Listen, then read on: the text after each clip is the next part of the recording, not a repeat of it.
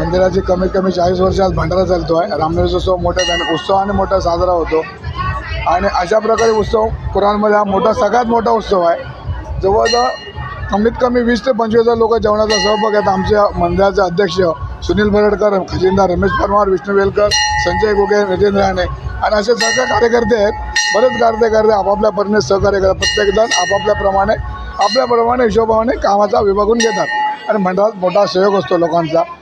सगळेच social worker किंवा काही लोक दानधर्म करणं, अन्नदाते, आश्रयदाते आणि आमचे काही कार्यकर्ते आहेत, त्यांचा सहभाग असतो। त्या सहभागाप्रमाणे आम्ही हा उत्सव मोठ्या उत्साहाने रामनवमीचा साजरा करतो।